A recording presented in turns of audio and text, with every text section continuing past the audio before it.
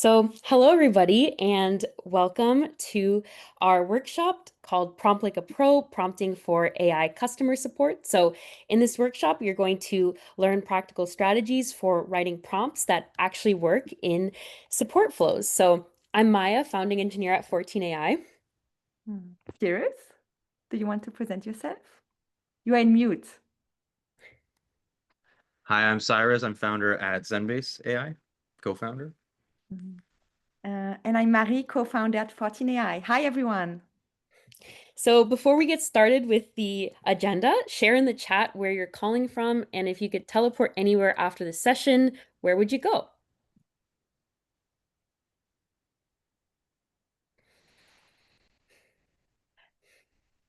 So I'm curious, Cyrus, where you are calling from and where you would like to be teleported to. Oh, that's a good question. I'm currently calling in from Edmonton, Alberta, Canada. It is a quaint town, and one of its amazing things is that it has a river valley. Oh. It is 22 times larger than Central Park, I learned a few days ago. And so you can go biking there and you never leave for hours, which is fantastic. If I could be teleported somewhere, um, I would really like to be teleported back to San Francisco, where I've got a lot of friends that I would very much like to see again and hang out with over a couple weekends. Amazing. And you, Maya? I'm calling, so I'm actually, yeah, I'm calling in from Minneapolis, Minnesota. And if I could teleport anywhere, I would love to teleport to Fiji or just a really cool island. Oh, nice. I'm currently calling from the Swiss Alps, spending a few days here before going back to San Francisco. And I would like to be in Tokyo and eat some sushi. Ooh, that'd be good. Great choice. Are you more of a salmon person or a tuna person? Definitely salmon. I always give away my tuna to my co-founder. Okay. And you? I'm a salmon person too. Gotta end with the salmon note. Tuna's okay. I'll still have it, but salmon's my favorite. Same. Awesome. Well, let's share a little bit about today's agenda. First, we're going to meet Cyrus and also Zenbase. I'm going to give an introduction to our speaker, and then Cyrus is going to tell us about his innovative work at Zenbase.ai. And then we're going to do a little bit about some prompting tips, so you have the chance to master the core principles for effective prompting, and we'll also discuss the golden rule of prompting. And then we're going to go to our live Q&A with Cyrus. So we're going to have an interactive discussion covering real-world applications and answering your questions about prompt engineering. And of course, you're going to have the chance to, share your questions in the chat and get those answers as well.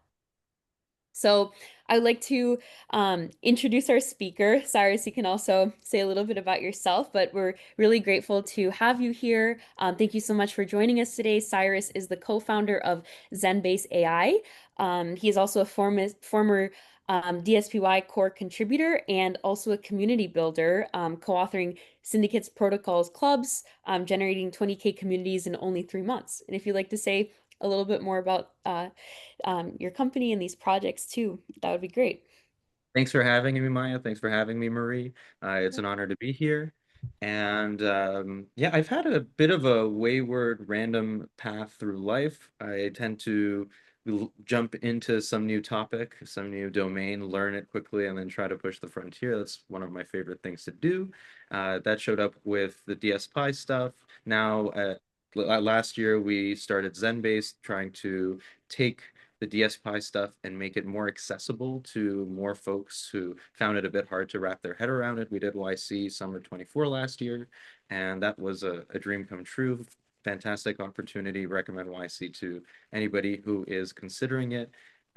And then post that, I actually went a bit deeper into that hole and realized that for a lot of people, for most people, either just using DSPy or rolling their own system made a lot more sense than a system that did this like agents that learn on their own sort of thing.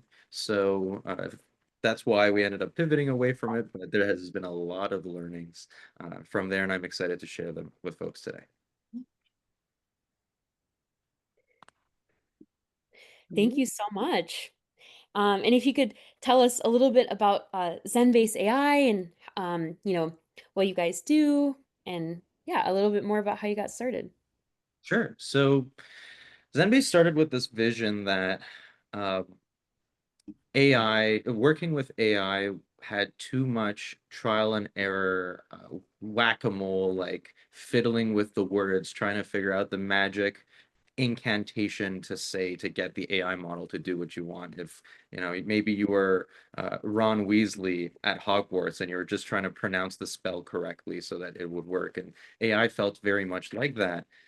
It was this idea or this vision that, AI ought to be like a new employee that you can onboard. You give them some initial vague feedback. They might do well at things. They might not do well at other things. You give them other natural language feedback. They can learn more about it and get better on the job. And being developers, myself and my co-founder, we thought that a good place to start with this would be as a dev tool. Um, I do think that that is something that is still going to come. And I'm really glad and excited to see folks trying to shoot for that goal. One thing that I know there's been a few YC companies that I can't remember the name of off the top of my head over the last few batches that are shooting for this.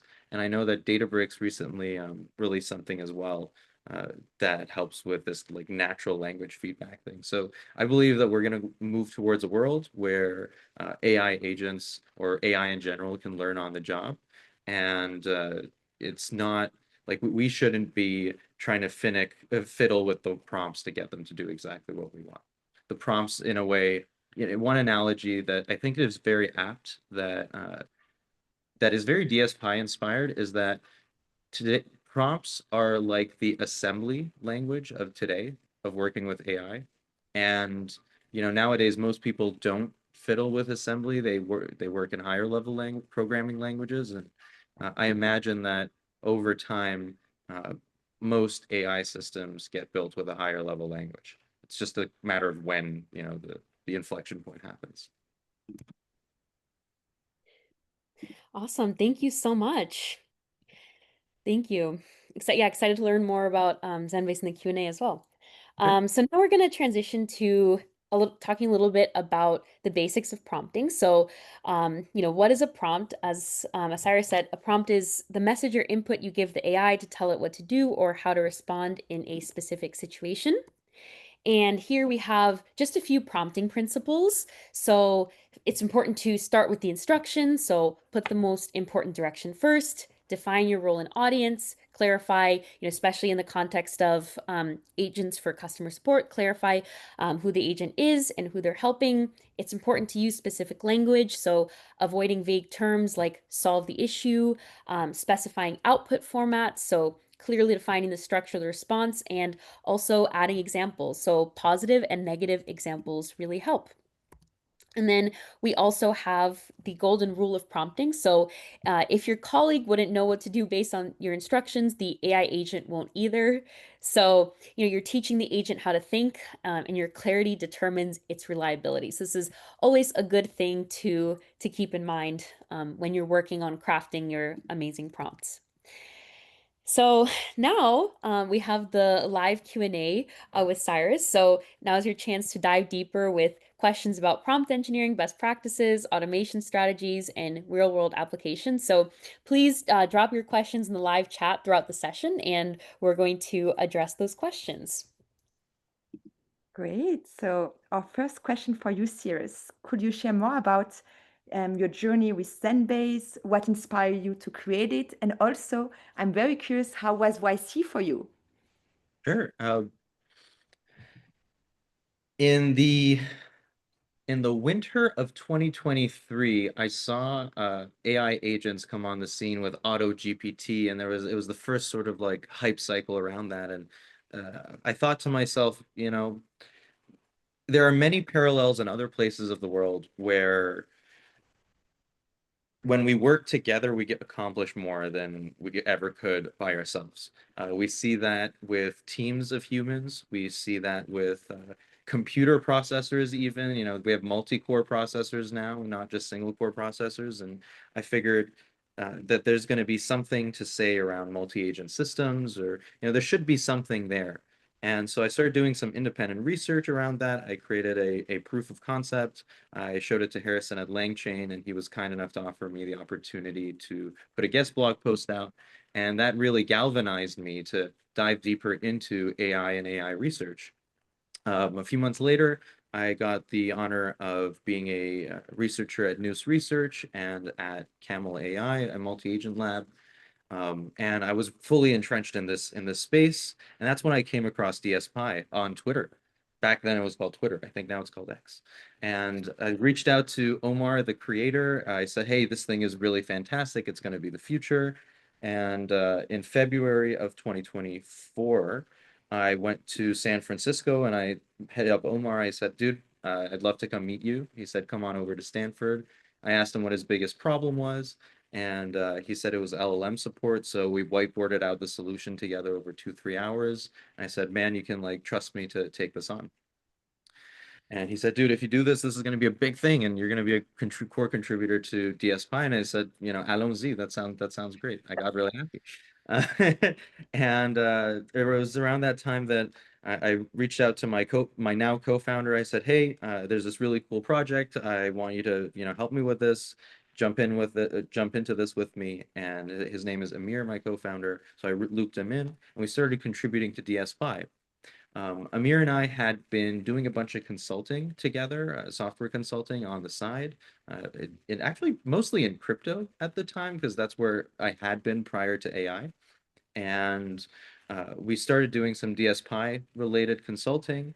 And we said, I don't know what exactly this might look like, but I feel like there's something to build here. And this was the first time before I had said, oh, I want to go get into YC. It's been a dream of mine since I was like 15, 16 years old, and I discovered Hacker News. Um, but before it was like, I have this idea. Let me see if I can get into YC with this idea. This time around, it was like, oh, here is something that I think would be a YC level idea. So I had just chanced upon it, and we applied to YC. We did our interview. Very grateful for some of the folks who did mock interviews with us. That was incredibly helpful. Particularly Aparna, the CPO of Arise, very helpful. Thank you, Aparna. Um, and I'm forgetting some other people, but big thank you to them as well. And we did the interview. Diana called us later that day, emailed us saying, "Hey, do you have time to get on a Zoom call?" And I was literally 40 minutes away from getting on a flight to Europe. So I said, Wow. we gotta, like, it's either in 10, 15 minutes or in like 2 days. So she said, okay, let's hop on. And in the boarding line for the flight, that was my experience. We got our offer, and we accepted. And it was like, it was the first time I bought myself alcohol on a plane in a long time to celebrate. Let's put it that way.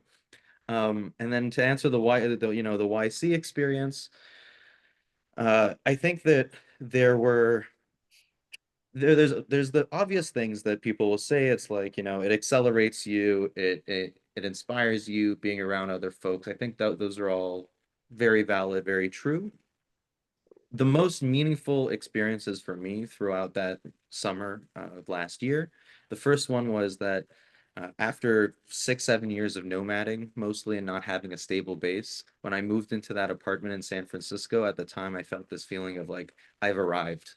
Like, I've been working so hard for this moment, I've arrived. And then at YC, during some of the talks that they would give, or the sessions they would give, there were 2, 3, glimmers, I think they're called, 2, 3 moments where it was like the world stood still. And I just looked around at all the bright faces in the room, and I said, I'm where I'm supposed to be. I finally found my community. And I think that's one of the most like wholesome, meaningful things about YC for me. And what Nice. inspired Zenbase to create Zenbase, when you see something that ought to, like, sometimes you think there's something that ought to exist, and you start talking about it, and then you see other people support you in getting that thing to exist. I think that's a good sign. So there was a vision that came with Zenbase, and we tried to make it happen. Thank you for sharing. Thank you.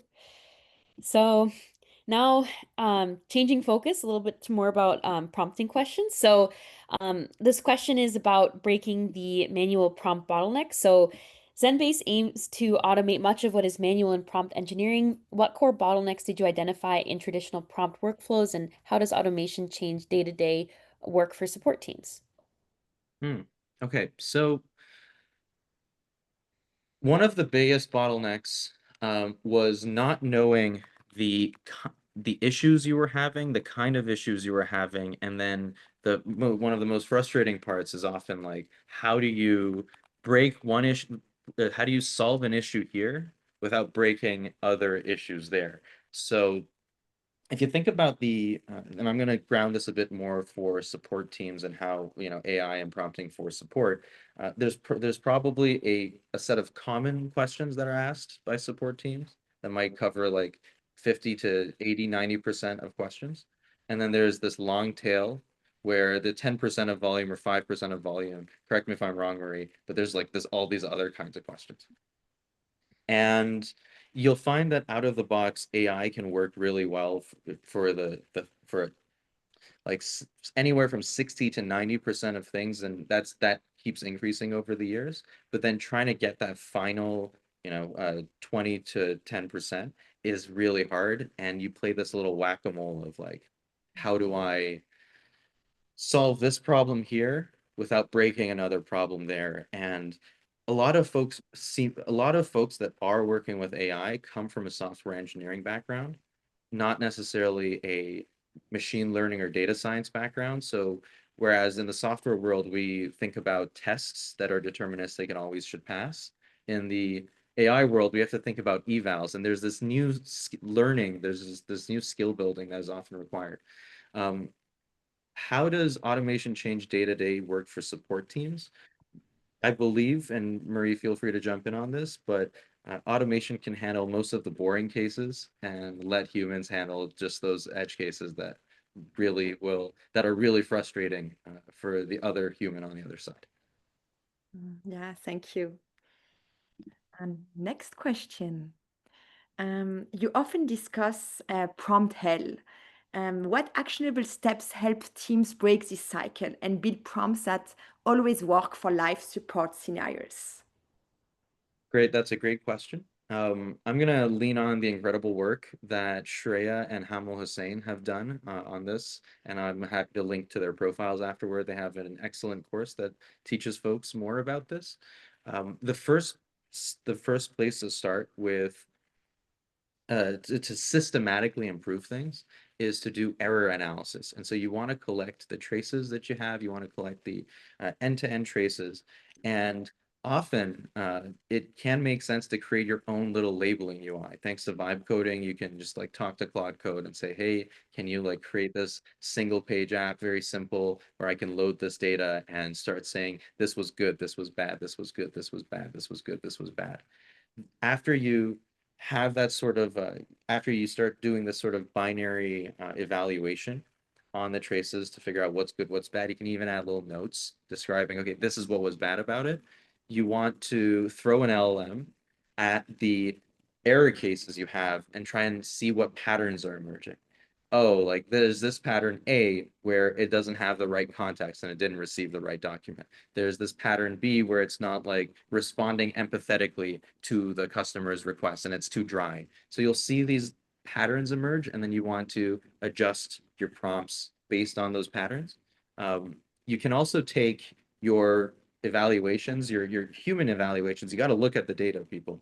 When you're saying this is good, this is bad, this is good, this is bad, you can take those and use those as few shot examples to help calibrate an LLM as judge prompt that then you can use as an online judge for requests that are going through your system, so you can monitor and see how things are going. And if there are new error cases that pop up, you can catch those. Thank you. Thank you. So the next question is about iterative prompt refinement for support. So in environments such as customer support, what strategies or systems do you recommend for iteratively refining prompts to boost accuracy and reliability over time? Continuing from my last answer, if the AI agent is not able to handle a situation or a scenario correctly, you want to empower your customers. So in your case, 14 AI should empower your customers to mark those, which you already probably do. And you need to collect those and you need to catch those and say, okay, like here are the new cases that are accumulating over time where things may not be working in the ideal way that we expect.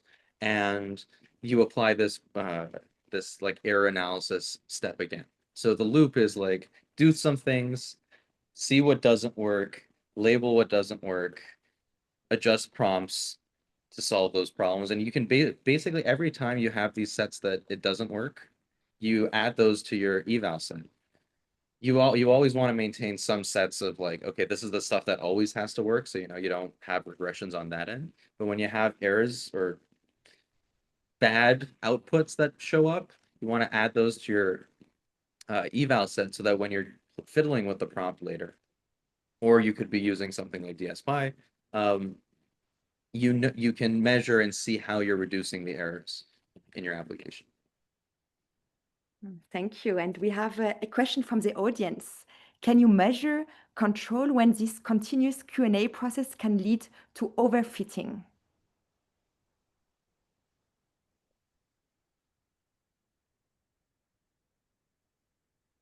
Okay. Overfitting, in my understanding of you become super good at the data set you have, but then you fail at the out of distribution things that come up in the real world. I imagine, and I'd be curious to see what you're seeing, Maria and Maya, on this, that there is a typical domain of questions that come through support bots and you want to be able to answer those well. And then there will always be some things out of domain, and those are the things that get escalated to humans. So I'm just going to think out loud again. If you're seeing the escalation rate to humans and you see that spike up, then that could be a sign that you're overfitting. What do you think? Yeah, I align with that as well.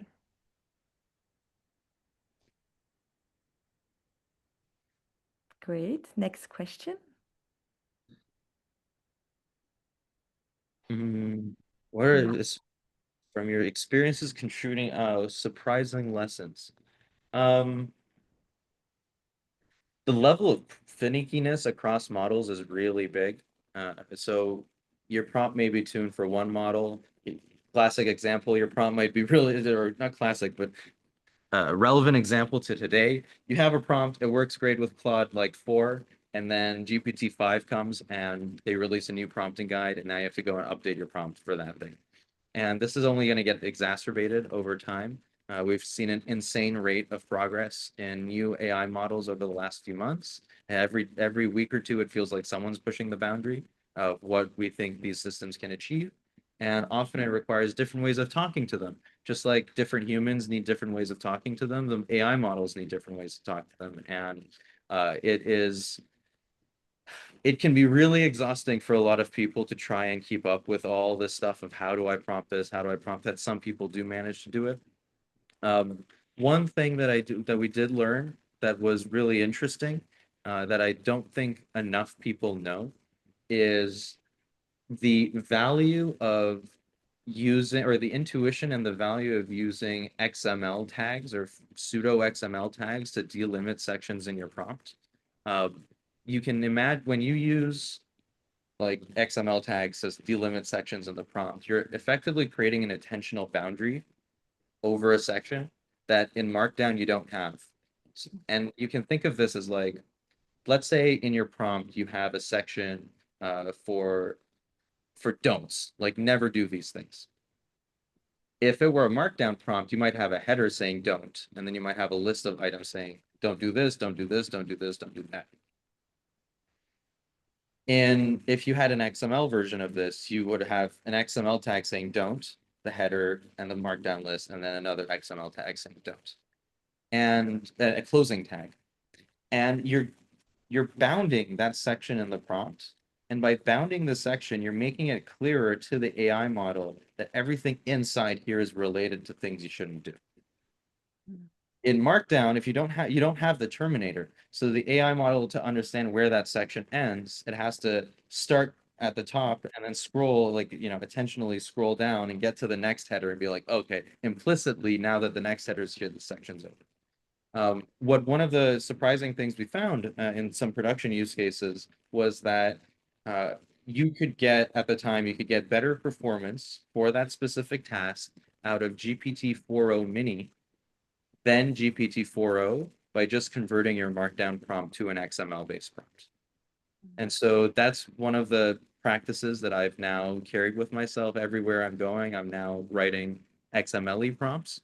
And I did work on an open source library the other day that makes this a bit easier to do, because writing XML in strings is just a lot of work.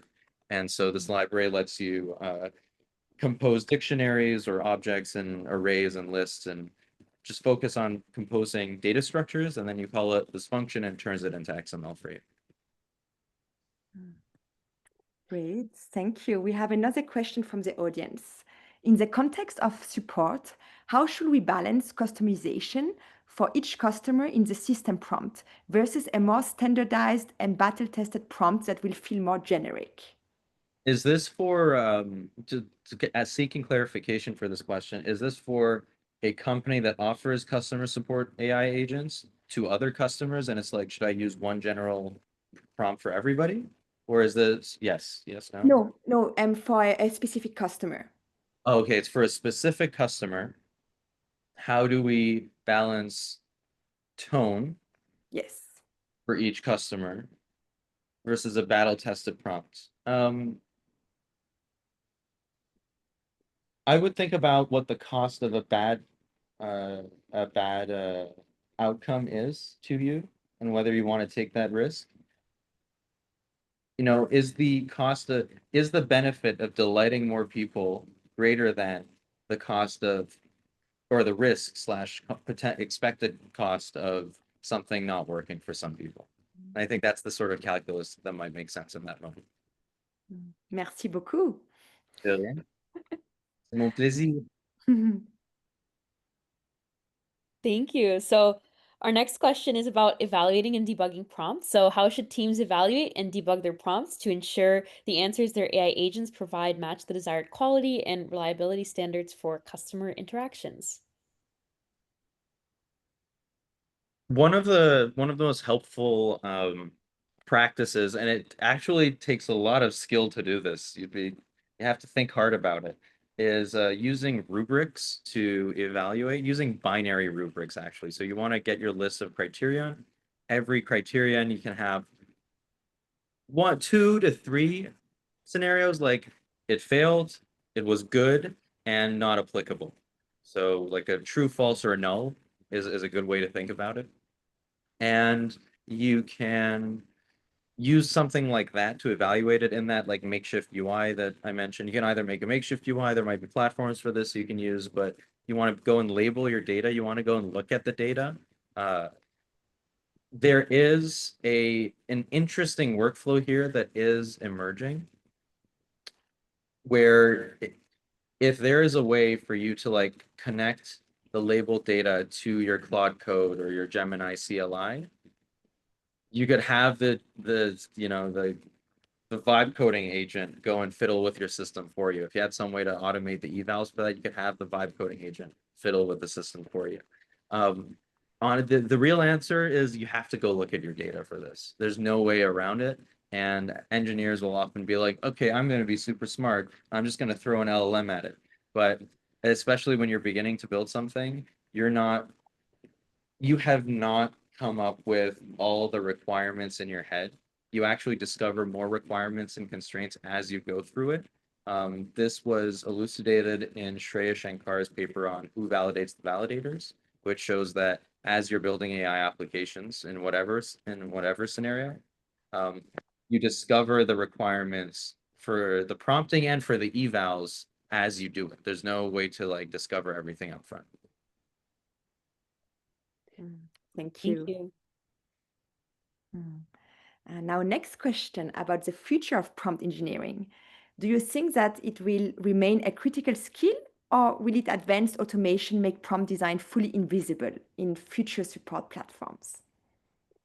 I think that prompt engineering is incredibly powerful. Um, I think that less and less we're going to have end users think about prompt engineering, and as application builders, we need to think about how to create a user experience where we can infer the prompt from things they already have and or make it easier for them to prompt. So nowadays, AI models are probably better prompt engineers than 95% of people. And so like one technique that can work really well is you hop on a call with your customer and you just have a back and forth and you take the transcription and you put that into GPT or Claude and you say, Claude, can you turn this into a prompt? Like that is a better, smoother user flow, in my opinion, than asking the end customer to write a prompt. I do think that I do think that prompt engineering has parallels. Prompts do have parallels to assembly. Um, and they also have their differences because assembly is very low level. On one hand, I wouldn't be surprised if most people were using a higher level prompting language in the future, and then there were some people, the same way that there are people creating custom CUDA kernels or manually writing assembly to squeeze the most performance out of the CPU. Um, once there is more, what's the word for it? Convergence in the LLM market right now, we're in this very divergent phase where there's like hundreds of models coming out all the time. It's hard to hard to go and specialize in one, and the prompting tricks change all the time. But once it converges, presuming it converges, then we might see this class of like specialist prompt engineers who know how to like actually tweak the words very specifically. But then there's software that does the compiling for you, and I think this is where DSPy really tries to what DSPy really believes. When that happens, I'm not sure. And it's entirely possible that prompting is a high level enough language that we don't get to that. But what I do think is that we're going to move to a place where the humans prompt for agents, whatever the human puts in, that's not necessarily directly what goes into the agent. There may be some steps of processing, whether that's like the DSPy-esque optimized and compiling, or it's a meta prompting approach where an LLM takes the user's stuff and turns that into a prompt. But I don't, it would feel really weird if humans had to directly prompt LLMs, or all humans all the time directly prompted LLMs. Thank you, Cyrus. So our next question is about top misconceptions about prompt engineering. So what are the top misconceptions that you see about prompt engineering for AI, and how do you address them in practice? One of the first misconception is that you can take like the out of the box LLM judges like faithfulness and relevancy and whatever, and those are your evals and you're good to go. Like you really want to have domain specific evals. The second part is like I can just automate all the evals up front. You need to look at the data first to get a sense of what the evals ought to be, and then you can set those up. Um, the next part is like if I write a prompt for an LM as judge to evaluate it, that's going to be great. Often you'll find that there's not a lot of alignment between your like internal teams judging and the LLMs judging. Again, how often are they judging in the same way on the same thing? And what else? What else? What other misconceptions are there? Oh, another misconception might be that like once you have a prompt that works, that's it. You don't have to think about it anymore. Models get deprecated and you have to update to the newest model, and then you have to update your prompt. So investing into an eval harness makes a lot of sense. Thank you. Great. Question about leveraging customer feedback. How can support teams use feedback from customer chats to make prompts more accurate and helpful from your experience? So feedback from customer chats you can think about that as like the sort of live error analysis. So if you're collecting all of that feedback, you want to go read through the logs, see what the customer is saying, see if it makes sense based on the cost. Sometimes, a funny thing is like customers may just press thumbs up even if it's not helpful, or they may press thumbs down if it was just a small thing that bothered them. So you have to go and filter it. Maybe not. Maybe it's different specifically in support, but in other places, the way folks will thumbs up or thumbs down or whatever is very dependent on the culture they come from. So you should go look at the data, filter it to the ones that are like honestly, the problems that you do believe are problems. And if it's a small enough set, then you can go and you can try add those to your eval set, you try manually tweaking the prompt or asking AI to tweak the prompt for you given these new error cases and then running it to see if it improves your quality. But if it's too big, then you might want to do some more NLP-esque like error analysis to see, okay, what are the themes that are coming up in this? Throw it at an LM. If it all fits in one LM context window, hey Gemini, hey GPT, hey Claude, what is what are the themes? What are the what are the general patterns that are emerging here? And this is our prompt. How can we improve it? Thank Thank you. you. So yeah, that concludes our Q&A section. Thank you so much. If anybody has any other questions, feel free to add them in the chat and we'll also get to them. But yeah, for today's workshop, we learned from Cyrus, founder of Zenbase, about his experience advancing prompt engineering, covering principles from writing reliable prompts, avoiding common pitfalls as we discussed, and strategies for making AI agents deliver consistent, accurate support in real-world workflows and customer support. And next Thursday at 1 p.m., we have another workshop called From Feedback to Action Using AI to Supercharge Customer Support. So we're going to be focusing all on customer feedback and how to use that to power faster, smarter support. So if you found today helpful, you'll definitely want to join us next week. And the link for that workshop will also be in the chat, so you can sign up now as well. And of course, thank you again. So if anybody in the audience has any questions, we can answer them now. Stay tuned for our blog recap. So we're going to summarize the insights from today, Cyrus's insights on advanced prompt engineering for customer support. And then of course you can reach out for questions or feedback about our prompts. So thank you so much, everybody, for joining our workshop today, and we hope to see you next week for next week's workshop. Thank you, folks. Thank you so much for having me. May everybody have a beautiful day and an even better rest of the week. Yeah, thank you so much, Cyrus. Bonne journée. Bonjour. Au revoir. Au revoir.